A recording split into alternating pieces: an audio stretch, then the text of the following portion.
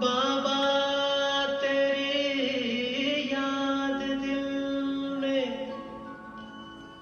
ऐसी है समाई, भूलना है मुश्किल जैसे हो मेरी परछाई।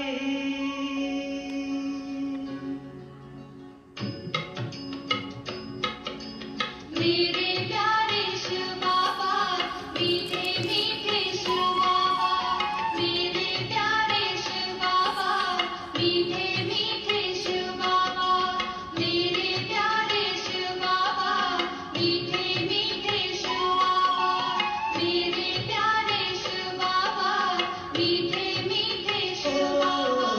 प्यार का धागा ज्ञान के मोती, प्यार का धागा ज्ञान के मोती, माला अनोखी बनाई है, माला अनोखी बनाई है, संस्कारों की रास रचाई, संस्कारों की रास रचाई, कन्याओं का कन्हाई है, कन्याओं का कन्हाई है।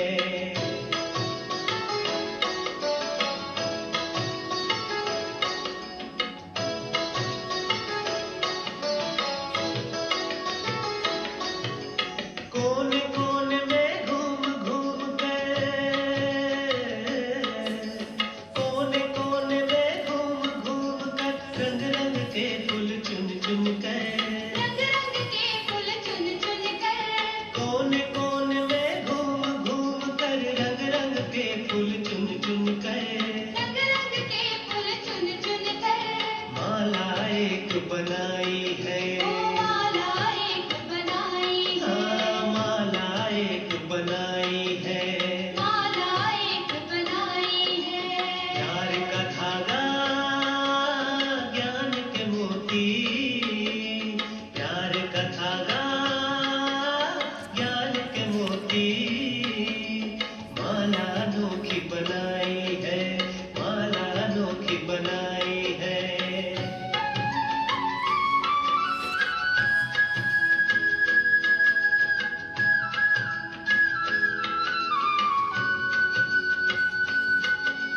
मधुबन आंगन में मुरली मधुर बजाई, हर दिल की जन्म जन्म की तपत बुझाई, ओ हर दिल की जन्म जन्म की तपत बुझाई।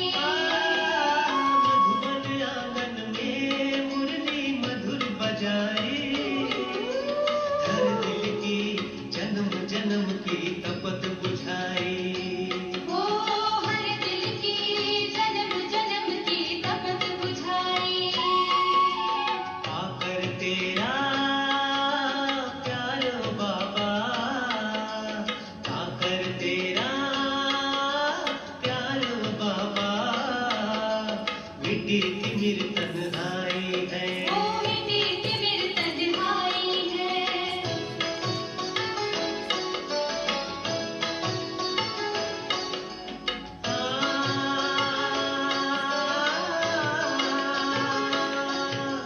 तुम महान हो महिमा गाकर, तुम महान हो महिमा गाकर, ले जाऊंगा सजनी बनाकर, ले जाऊंगा सजनी बनाकर, तुम महान हो महिमा गाकर, ले जाऊंगा सजनी बनाकर, ले जाऊंगा सजनी बनाकर, माला अनोखी बनाई है, ओ माला एक बनाई ओ है, माला अनोखी बनाई है, माला एक बनाई है। प्यार का धागा ज्ञान के मोती, प्यार का धागा ज्ञान के मोती, माला अनोखी बनाई है, ओ माला एक बनाई है, प्यार का धागा ज्ञान के मोती, प्यार का धागा ज्ञान के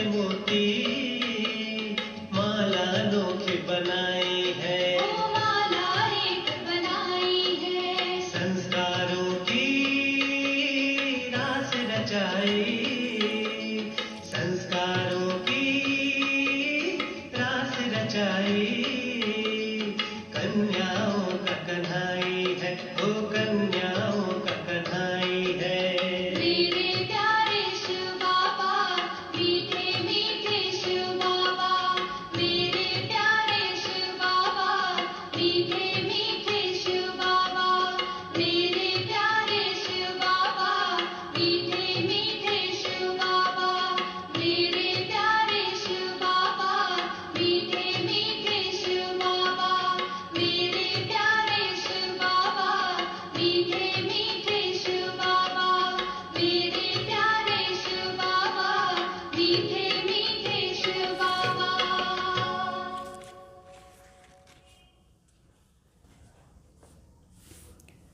ఓం శాంతి. ఇప్పుడు మనందరం మన స్వమానాన్ని కుర్చీ చూస్తాం. ఒకటేమో అమృత్ వేళ లేచిన వెంటనే తండ్రి బిడ్డ సంబంధంలో సర్వశక్తిమాన్ తండ్రి మన మాస్టర్ సర్వశక్తిమాన్ని స్వమాన్లో కూర్చుంటాం. ఆ శక్తిలంతా మనకు ఆస్తి రూపంలో వస్తుంది. అంటే భగవాన్ తండ్రి అంటే మనం వాళ్ళ బిడ్డలు. మనకి ఇప్పుడు ఆస్తి ఏమంటే సర్వశక్తులు. తర్వాత నెక్స్ట్ మనం ఏం చేస్తాం, బిడ్డ అయిపోయిన తర్వాత టీచర్ సంబంధంలో వస్తామా లేదా? టీచర్ ఏం చేస్తారు? టీచర్ చదివిస్తున్నారు. మనందరం గాడ్లీ స్టూడెంట్స్ అని చెప్పుకుంటాం. అయితే ఆధ్యాత్మిక చదువు పైన మనకు పూర్తి అటెన్షన్ ఉండాలి. అప్పుడే టీచర్ సంబంధం సరిగ్గా ఉంటుంది. సో ఆ టీచర్ సంబంధాని కోసం శివబాబా ఏం చేస్తారు? భగవాన్ స్వయం శివబాబా ప్రజాపిత బ్రహ్మ ముఖాంతరంగా మనకు నేర్పిస్తారు. మొదట్లో ఏమో మనం భక్తి చేస్తూ ఉంటాం. భక్తి మార్గంలో ఉండేటప్పుడు భక్తి చేస్తూ ఉంటాం. అయితే ఆ భక్తికు జ్ఞానానికి చాలా తేడా ఉంది. ఇప్పుడు మన జ్ఞాన మార్గంలో వచ్చిన తర్వాత భగవాన్ని మన టీచర్గా చేసుకొని ఈ జ్ఞాన మార్గంలో నడుస్తూ ఉన్నాం. సో మనకు చదువు పైన ఫుల్ అటెన్షన్ ఇవ్వాలి. జ్ఞాన మార్గంలో స్వయం పరమాత్మ వచ్చి మన టీచర్ అయ్యి మనకు శిక్షణ ఇస్తారు. ఈ శిక్షణలో చదివేదానికి ముఖ్యంగా ఏమేం మాటల పైన చదవాలంటే, ఒకటి స్మృతి ఇది మనకు ఒక స్పెషల్ సబ్జెక్ట్. స్మృతి అనేది భక్తి మార్గంలో ఏదో స్మరణ చేస్తూ కూర్చుంటూ ఉంటారు. అయితే ఎవరో ఒకరిని స్మరణ చేస్తారు అనుకోండి. ఇక్కడ మనం మన ఆంతరిక స్మృతి పైన అటెన్షన్ ఇస్తాం. ఎందుకంటే స్మృతి ఆధారంలోనే మన దృష్టి ఉంటుంది. మనం ఎవరిని గురించి ఏం అనుకుంటామో, వాళ్ళు ఏం చేసినారో మొదట్లో అది మన మనసులో ప్రింట్ అయిపోతుంది. వాళ్ళని చూసినప్పుడంతా అదే స్మృతి వస్తూ ఉంటుంది. మరి వాళ్ళని చూసినప్పుడు మన దృష్టిలో మన లోపల ఉండే భావననే ప్రత్యక్షంగా కనిపిస్తూ ఉంటుంది. సో ఇక్కడ మనం డీప్గా చదివేది స్మృతిన గురించి, తర్వాత దృష్టిన గురించి చదువుతాం. మళ్ళీ మన వృత్తి అంటే భావన లోపల. తర్వాత మన కర్మని ఎట్లా పరివర్తన చేసుకునేది దాని గురించి చదువుతాం. మరి ఇంకొకటి మన చదువుతాం సర్వోత్తమ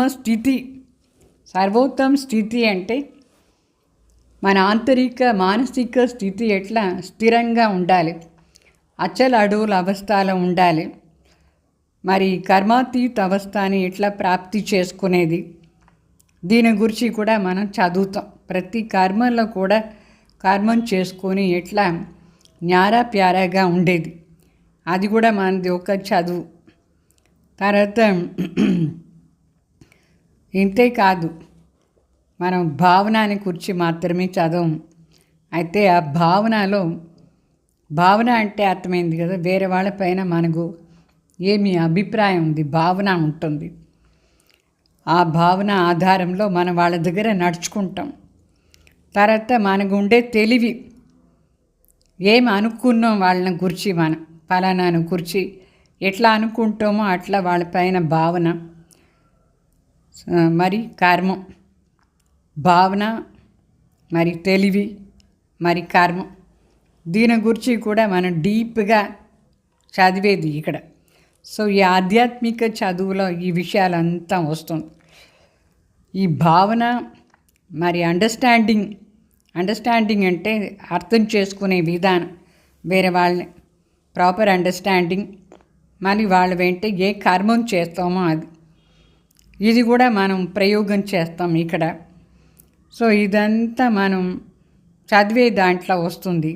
ఏ స్వరూపంలో ఉండి మనం ఏం చేస్తున్నామో, మరి ఎట్లా మనం వాస్తవిక స్వరూపంలో మారాలి, ఏ విధంగా మనం ప్రతి దాంట్లో పర్ఫెక్షన్ను తీసుకురావాలి, అదే మన చదువు. ఇట్లా చదివితే మనకు అనుభవం అవుతూ ఉంటుంది, మన అనుభవీ మూర్తి అయిపోతాం. అంటే ప్రతి విషయాన్ని గురించి బాగా తెలుసుకొని దాని అనుభవం చేసేది అంటే అనుభవాన్ని అనుభవీ మూర్తి అయిపోతాం. సో ఈ అనుభవీ మూర్తి అయ్యేదానికోసం ఈ జ్ఞాన మార్గంలో డిసిప్లిన్ చాలా ముఖ్యంగా ఉంటుంది. డిసిప్లిన్ అంటే క్రమశిక్షణ ఉండాలి, విధిపూర్వకంగా బాగా నడుచుకోవాలి. సో విధిపూర్వకంగా నడుచుకునే విధానంలో ఇక్కడ మరి 8-9 మాటలు ఉంది. ఇట్లా భక్తి మార్గంలో నౌదా భక్తి చేస్తారు. నౌదా భక్తి అంటే 9 రకాల భక్తి చేస్తారు. ఆ 9 రకాల భక్తి చేసిన తర్వాత వాళ్ళ భక్తి పూర్తి అయిపోయింది, మరి సాక్షాత్కారానికి కోసం వాళ్ళు ఎదురు చూస్తూ ఉంటారు. అయితే ఇక్కడ 9 రకాలు ఏమేమి అంటే మొదట్లో మనం ఏం చదువుతాం ఇక్కడ.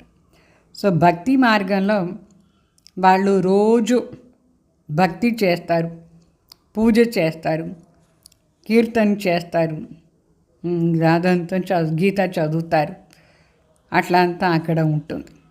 రోజు చేస్తారు, అది కంపల్సరీగా చేస్తారు నౌదా భక్తి వాళ్ళు. ఇక్కడ మరి కంపల్సరీగా ఏమి రోజు చేసే మాట ఏమి, ఈ జ్ఞాన మార్గంలో కూడా ఒక నియమం ఉంది, రోజు చేసే నియమం. ఆ నియమంలో ఒకటి ఏమంటే డిసిప్లిన్ చాలా ముఖ్యం. అంటే మన నడవడికలో అనుశాసనని చెప్తారు. దాని నడుచుకునే విధానం, జ్ఞాన మార్గంలో నడుచుకునే విధానం, అందరి దగ్గర ఎట్లా నడుచుకోవాలి ఎట్లా. మళ్ళీ రోజు జ్ఞానం వినాలి, క్లాస్ వినాలి. ఇది సెకండ్ పాయింట్ ఇక్కడ స్టూడెంట్గా ఉండే లైఫ్లో. అంటే రోజు వినాలి, కంపల్సరీగా వినాలి, కంపల్సరీగా చదవాలి. ఇంకొకటి అధ్యయనం చేయాలి, మరి మనం చింతన చేయాలి. తర్వాత దాన్ని గ్రహించాలి, గ్రహించేసి స్మరణ చేస్తూ ఉండాలి. బాబా చెప్పే మాటల్ని గ్రహించాలి.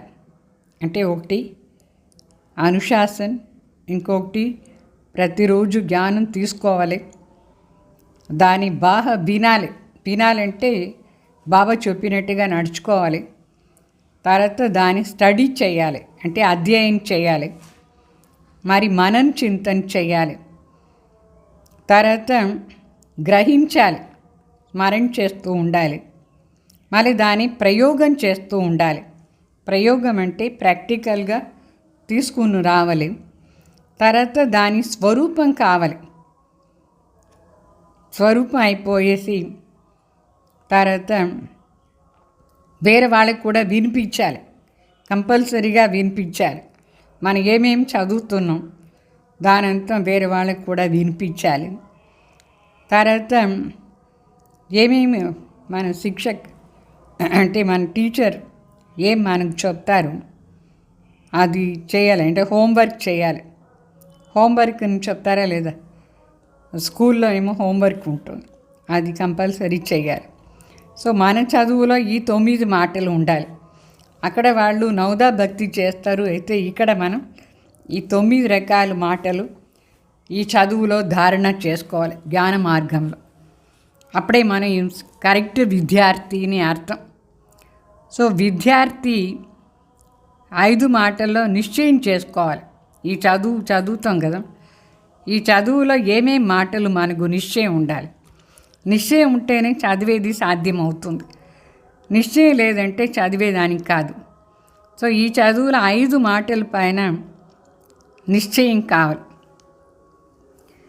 అప్పుడే దీని గతి విధి కూడా ఫాస్ట్గా ఉంటుంది. సో ఈ చదువుల పరీక్షలు కూడా వస్తూ ఉంటుంది. అనేక రకాల ప్రాక్టికల్ పరీక్ష వస్తూ ఉంటుంది. రాసే పరీక్ష వేరే మాట. రాసేదానికి పరీక్ష చాలా ఈజీ, రాసేస్తాం అయిపోతుంది, పేపర్ను సబ్మిట్ చేసేస్తాం. అయితే ఇక్కడ ప్రాక్టికలీ దాన్ని క్రాస్ చేసే మాట వస్తుంది. దానికోసం సబ్జెక్ట్స్ ఉంటుంది. చదువులో సబ్జెక్ట్ ఉంటుందా లేదా? మనకి ఇక్కడ 4 సబ్జెక్ట్స్ ఉంటుంది. ఏమేమి 4 సబ్జెక్టులు? జ్ఞానం, యోగ, ధారణ, సేవ అని చెప్తారు. తర్వాత ప్రతి సబ్జెక్టులు కూడా సిలబస్ ఉంటుంది. సిలబస్ అంటే మీకు తెలుసు కదా, ఏం చెప్తారు సిలబస్ని? ఆ పాటలో ఏం మనం చదువుతామో ఆ బుక్లో ఎంతవరకు ఏమేమి ఏ రోజు ఎప్పుడు చదవాలి అట్లా అని సిలబస్ ఉంటుంది. అంటే సామగ్రిలో చదివేదానికి సామగ్రిలు. తర్వాత కోర్సు ఉంటుంది. తర్వాత ప్రాక్టికల్స్ ఉంటుంది. ఆ చదువులో కూడా సైన్స్ వాళ్ళు చదివితే ప్రాక్టికల్స్ ఉంటుందా లేదా? ఇక్కడ కూడా ప్రాక్టికల్స్ ఉంటుంది. ప్రాక్టికల్స్ అంటే చేసి చూపించేది, అన్ని చేసి చూపించే మాట ప్రాక్టికల్స్ అంటే. తర్వాత ఒక టైం ఫిక్స్ అవుతూ ఉంటుంది అక్కడ. ఇక్కడ ఏం టైం ఫిక్స్ అవుతుంది? టైం ఫిక్సింగ్ మాట ఏముంది? ఒక ఫిక్స్డ్ టైంలో మనం ఈ సబ్జెక్ట్ను ఫినిష్ చేయాలని అనుకుంటాం. ఇక్కడ కూడా మన సబ్జెక్ట్స్ని మనం ఫిక్స్డ్ టైంలో ఫినిష్ చేసే మాట కూడా ఉంటుంది. ఈ సంవత్సరం అంతా ఏం చేయాలి, దాన్ని ఫినిష్ చేయాలి. మరి ఈ వారం ఏం చేయాలి, దాన్ని ఫినిష్ చేయాలి. ఒక టైం నిశ్చిత చేసుకొని ఫినిష్ చేసే మాట కూడా ఉంటుంది. తర్వాత సబ్జెక్ట్స్లో అంటే ఒక సంవత్సరానికి ఈ సబ్జెక్ట్, ఇంకొక సంవత్సరాల ఇంకొక సబ్జెక్ట్. ఎంత హయ్యర్ అండ్ హయ్యర్ ఎడ్యుకేషన్లో పోతూ ఉంటామో అంత హయ్యర్ అండ్ హయ్యర్ నేర్చుకుంటూ ఉంటామా లేదా? అంటే పైన ఎక్కువ నేర్చుకుంటూ ఉంటాం. చాలా విషయాలు ఉంటుంది. ఫస్ట్ సైన్స్ చిన్నప్పుడు కొంచెం నేర్పిస్తారు. తర్వాత next year second standard, third standard పోతే ఇంకా కొంచెం ఎక్కువ నేర్పిస్తారు. అట్లా 4th స్టాండర్డ్, 5th స్టాండర్డ్లో అదే సైన్స్ ఇంకా కొంచెం డీప్గా ఎక్కువ ఉంటుంది. అట్లా డీప్గా ఎక్కువ ఒక విషయంలో ఎంత ఎక్కువగా అర్థం చేసుకునే పోతూ ఉండాలనా లేదా? ఆ విధంగా ఈ ఆధ్యాత్మిక జీవనంలో కూడా స్టార్టింగ్లో కొంచెమే చెప్తారు విద్యార్థి వాళ్ళ స్టేజ్ అనుసారం. తర్వాత దాన్నే ప్రాక్టికల్ జీవనంలో వచ్చేటప్పుడు ఇంకా కొంచెం పెద్దగా ఎక్కువ చెప్తారు, ఇంకా కొంచెం డీప్గా చెప్తారు. మరి పరీక్షలో సఫలత అసఫలత అయ్యేదానికోసం వాళ్ళు ఎట్లా దాన్ని స్టడీ చేసుకోవాలో దాని ప్రకారం స్టడీ అవుతుంది. సో చదువు పైన పూర్తి అటెన్షన్ ఇస్తే మనం గ్యారంటీ పాస్ కూడా అయిపోతాం. చదువులో అటెన్షన్ కూడా చాలా ముఖ్యమైన మాట. మరి చదువులో మనకు మంచి స్థానం తీసుకోవాలంటే దానికి ఒక 6 మాటలు ఉంది. అంటే విద్యార్థిగా ఒక మంచి స్థానం ఉండాలి, పొజిషన్ ఉండాలి, ర్యాంక్ రావాలి, మంచి ర్యాంక్. దానికోసం ఏం చేయాలి? చదువు పైన విద్యార్థి ఏం చేయాలి? టీచర్ ఏమంతా ఆజ్ఞ ఇస్తారు ఆ ఆజ్ఞనే పాలన చేస్తేనే ఆ స్టూడెంట్కు ఒక పొజిషన్ దొరుకుతుంది. స్టూడెంట్స్కు పొజిషన్ కూడా ఉండాలి, మంచి స్థానం ఉండాలి. సో ఆ టీచర్ చెప్పే ప్రకారం ఆజ్ఞాన పాలన చేస్తూ పోతూ ఉంటేనే ఆ విద్యార్థికి ఒక మంచి స్థానం దొరుకుతుంది. ఇంకొకటి చదువుది వాల్యూ తెలుసుకొని చదవాలి. చదువుది వాల్యూ ఏముందో దాన్ని అర్థం చేసుకొని చదవాలి మనం. అప్పుడే ఒక పొజిషన్ వస్తుంది. మరి చదువులో లేట్ చేయకూడదు, ఆలస్యం ఉండకూడదు, సోమరితనం ఉండకూడదు, అల్బేలా పని ఉండకూడదు. అల్బేలా పని ఉంటే ఏమవుతుంది, మనం వీక్ అయిపోతాం. కేర్లెస్గా ఉండకూడదు. చదివే టైంలో టైం వేస్ట్ చేసే అలవాటు ఉండకూడదు. చాలామంది స్టూడెంట్స్కు టైం వేస్ట్ చేసే అలవాటు ఉంటుంది. అట్లా ఉండకూడదు. టైంని వేస్ట్ చేసేది అంటే కుసంగుల పోయేది. కుసంగ అంటే సినిమా చూసే వాళ్ళ వెంట, సిగరెట్ సారాయి తాగే వాళ్ళ వెంట పోదారు స్టూడెంట్స్. ఆట ఆడే దాంట్లో పోతూ ఉంటారు. అట్లా కుసంగులా ఉంటే టైం వేస్ట్ అయిపోతూ ఉంటుంది. కుసంగులా ఉండే వాళ్ళది ఈ చదువులో చాలా పెద్ద విఘ్నాలు వస్తూ ఉంటుంది. అది ఉండకూడదు.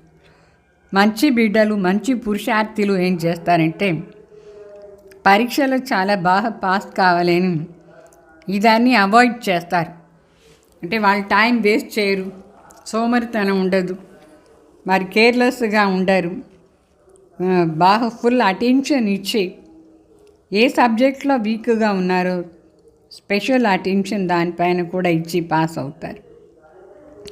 అప్పుడే మనం హయ్యర్ అండ్ హయ్యర్ క్లాసుకు పోతూ ఉంటాం. అంటే ప్రమోషన్ దొరుకుతూ ఉంటుంది. స్టూడెంట్స్కు ప్రమోషన్ దొరకాలంటే ఈ విషయాలపైన అంతా అటెన్షన్ ఉండాలి. అంటే మనం అనవసరంగా టైం వేస్ట్ చేయకూడదు. చాలామంది ఉన్నారు స్టూడెంట్స్ కేర్లెస్గా ఉంటారు. బాబా ఏమో వాణిలో చెప్పేస్తారు, అదన్నీ వింటారు. విని ఏం చేస్తారు, ఒక హాఫ్ అన్ అవర్ తర్వాత వాళ్ళని అడిగితే బాబా ఏం చెప్పినారు చెప్పండి అని బుద్ధిలో ఉంటుందా? అంటే జ్ఞానం వినేటప్పుడు బుద్ధి ఇచ్చి వినాలి. బుద్ధి మనసు ఎక్కడెక్కడో పోకూడదు వినే టైంలో. అట్లా ఉంటే వాళ్ళు లేజినెస్ది దుప్పటి వేసుకొని పడుకున్నారు అని అర్థం. స్టూడెంట్స్ గఫలత్ नहीं करना, అర్థమైందా? గఫలత్ అంటే టైం వేస్ట్ చేసే దుప్పటి. ముఖ్యంగా మనకు స్పెషల్ పొజిషన్, ఒక స్థానం ఉండాలి. హై క్లాస్ అని చెప్తారు దాన్ని, విన్నారు కదా. ఆ హై క్లాస్ కోసం టీచర్ ఏం చెప్తారో ఆజ్ఞ అనుసారంగా నడుచుకోవాలి. మరి ఈ చదువుది వాల్యూ తెలుసుకొని అర్థం చేసుకొని చదవాలి. మరి దీంట్లో ముఖ్యంగా లేజినెస్ ఉండకూడదు, సోమర్తనం, కేర్లెస్గా ఉండేది, టైం వేస్ట్ చేసేది, కుసంగుల పోయి చేరేది, పురుషార్థాన్ని డీలా చేసేది అట్లంతా ఉండకూడదు. సో ఇదంతా లేకుండా మంచి పురుషార్థిగా ఉంటే గ్యారంటీ వాళ్ళకు ప్రమోషన్ కూడా దొరుకుతుంది, తర్వాత ఉన్నతి కూడా అవుతూ ఉంటుంది. ఆ క్లాస్లోనే వాళ్ళు హై లెవెల్లో ఉంటారు. అందువల్ల ఈ టైం వేస్ట్ చేసే మాట మనకు ఉండకూడదు. లౌకికులు అంటే చదువుతారు, ఒకసారి ఫెయిల్ అయితే ఇంకొకసారి పాస్ కావచ్చు, వాళ్ళకు ఛాన్స్ ఉంది, రీ ఎగ్జామినేషన్ ఉంటుంది అని ఉంటుంది.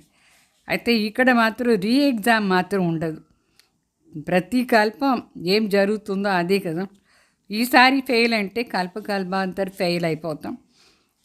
అందుకోసం శివబాబా చెప్తారు, ఈ చదువు ఎవరు చదివిస్తున్నారు వాళ్ళు కూడా ఒక్కసారి వస్తారు. ఈశ్వరీయ విశ్వవిద్యాలయం కూడా ఈ కల్పానికి ఒక్కసారి సంఘంలో మాత్రమే స్థాపన అవుతుంది. ఇక్కడ ఎగ్జామినేషన్ కూడా ఫైనల్గా ఒకటే ఉంటుంది. ఆ ఎగ్జామినేషన్లో పాస్ అంటే సదా పాస్, కల్పకల్పాంతరం పాస్ అయిపోతాం. అందువల్ల టైం వేస్ట్ చేసేది ఉండకూడదు మనకు. తర్వాత ఎందుకోసం లూజ్ అయిపోతారు చదువులో. చాలామంది ఏదో ఒక సాగు చెప్తూ ఉంటారు ఈ చదివే దాంట్లో. ఇది ఎంత ముఖ్యమైన చదువు, ఎంత శ్రేష్ఠ పదవి వచ్చే చదువు, ఎంత కావాలో అంత ప్రాప్తి చేసుకునే చదువు. అయితే ఈ చదువులో ఎందుకోసం సాగు చెప్పాలి. చాలామంది సాగు చెప్తూ ఉంటారు, కొంచెం లూజ్ అయిపోతారు. లేజినెస్కు వశమయ్యేసి స్టాప్ అయిపోతూ ఉంటారు. ఎన్ని అడ్డాలు వస్తూ ఉంటుంది, ఎందుకోసమని విచారం చేస్తే అర్థమవుతుంది. వాళ్ళ జీవనంలో వాళ్ళు ఒక మాటది నిర్ణయం చేసుకోలేదు. నిర్ణయం చేసుకోని కారణించి వాళ్ళకు ఏం చేయాలని అర్థం కాదు. ఇంకొకటి దీంట్లో ఒక టైం ఫిక్స్ లేదు కదా.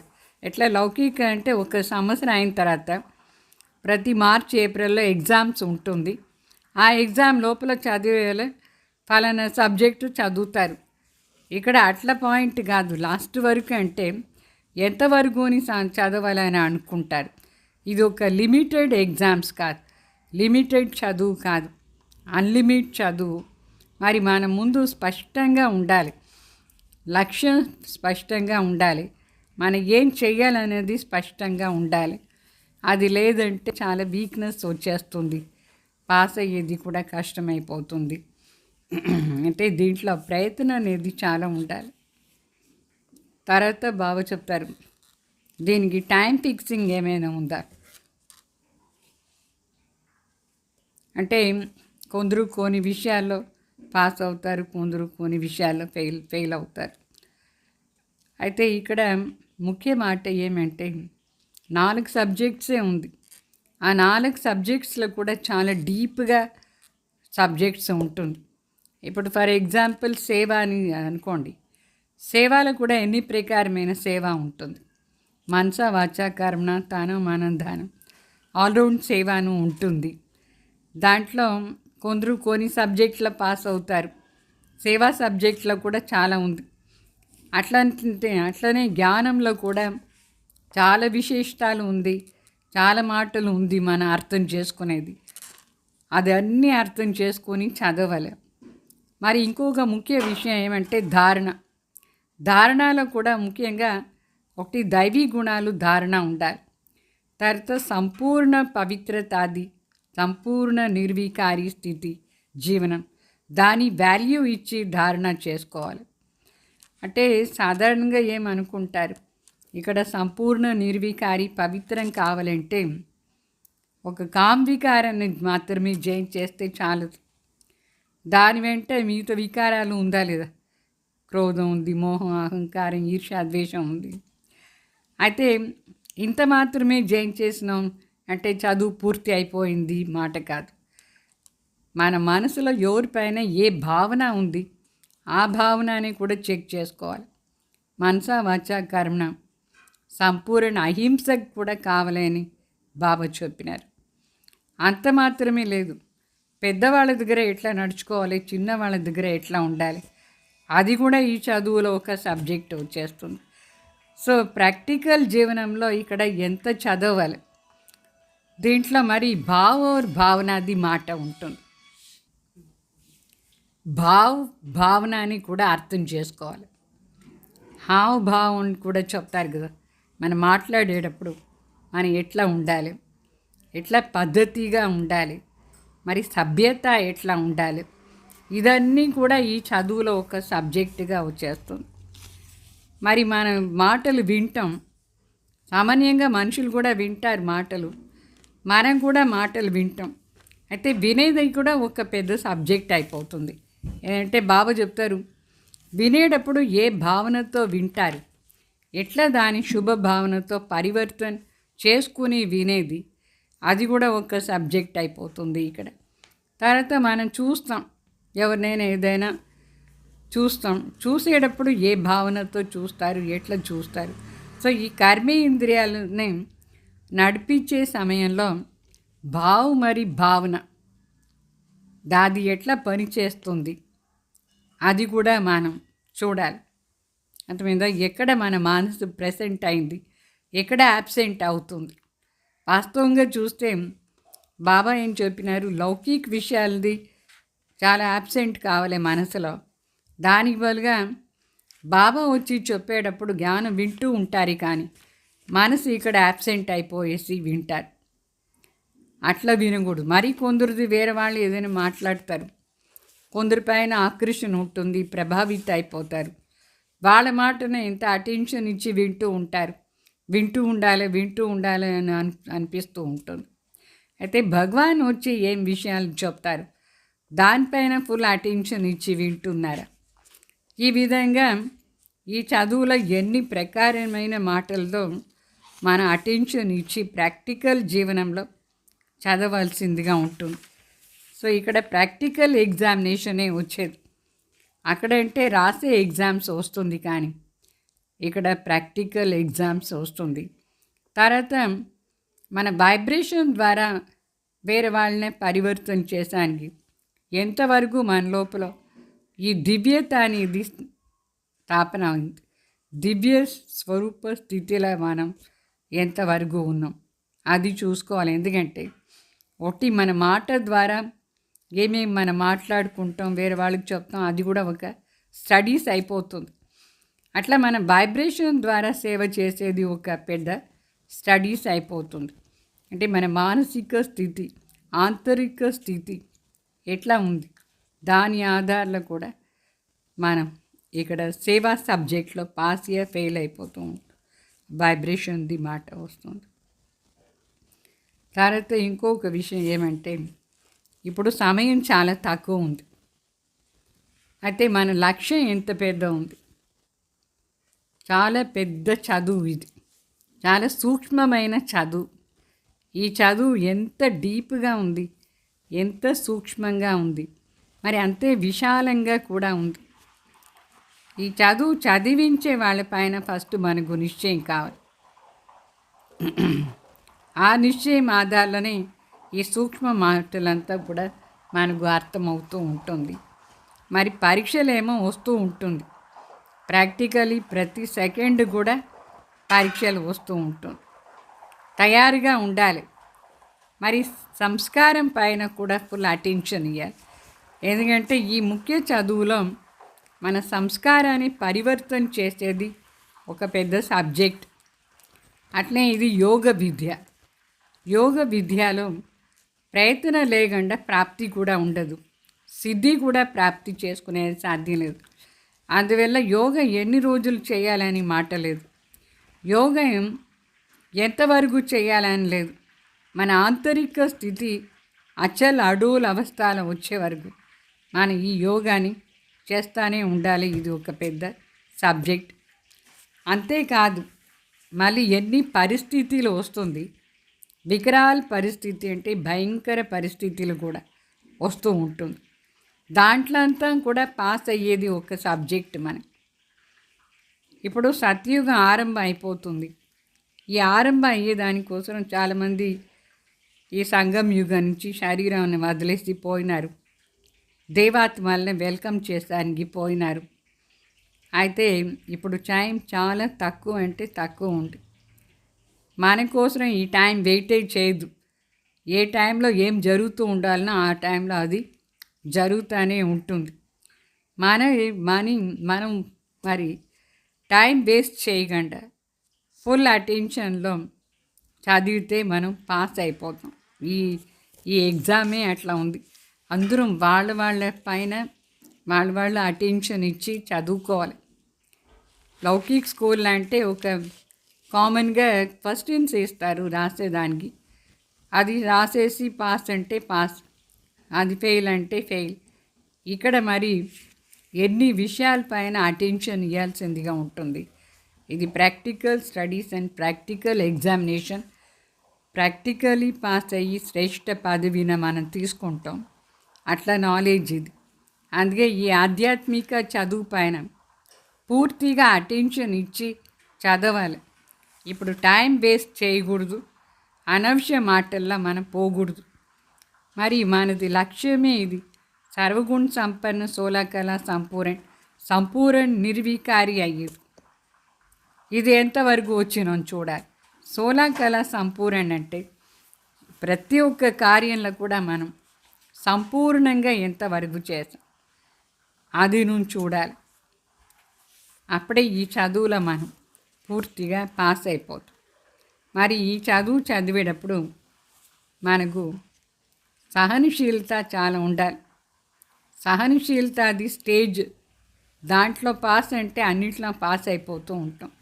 మరి సమానికి శక్తి, ఈ శక్తులు, ఈ గుణాలు, మరి జ్ఞానంది ప్రతి పాయింట్ను కూడా ప్రాక్టికలీ తీసుకొచ్చి సంపూర్ణ పవిత్ర అయ్యేది మన చదువుది లక్ష్యం. ఇక్కడ అర్థమైందా? ఈ చదవాలి అటెన్షన్ ఇచ్చి. ఓం శాంతి.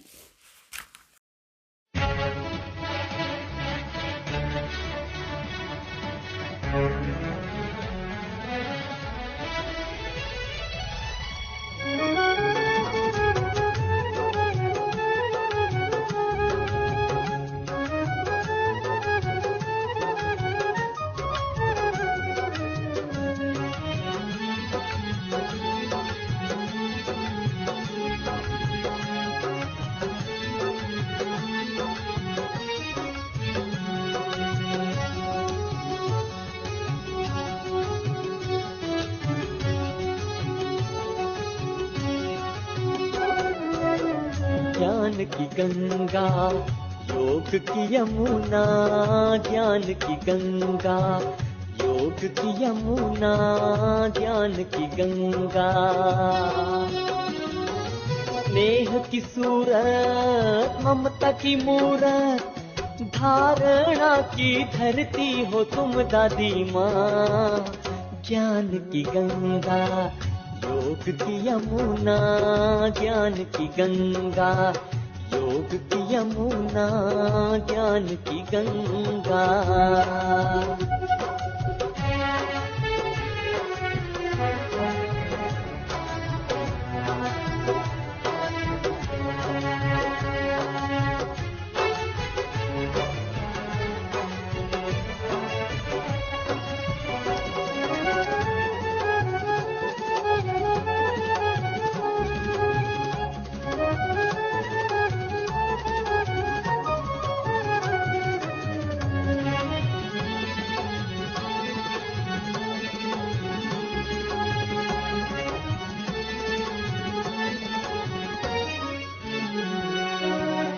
विश्व कल्याण का दिल में था रमा, सरल चितवन वाली दादी माँ।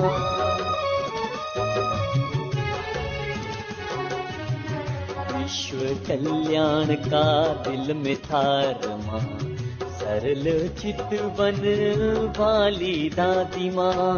पूरा किया तूने मेरा सपना, तेरे सिवाना कोई अपना, तेरे सिवाना कोई अपना।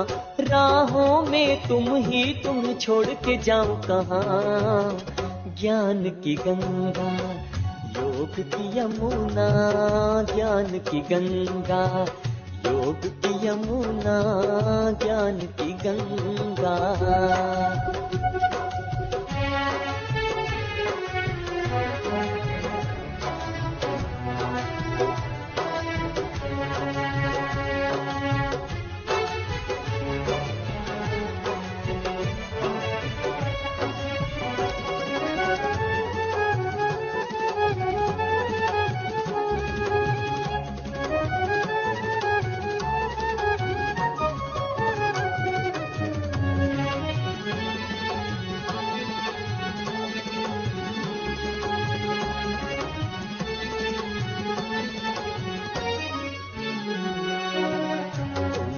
हमको हंसना सिखाया, कांटों में भी चलना सिखाया।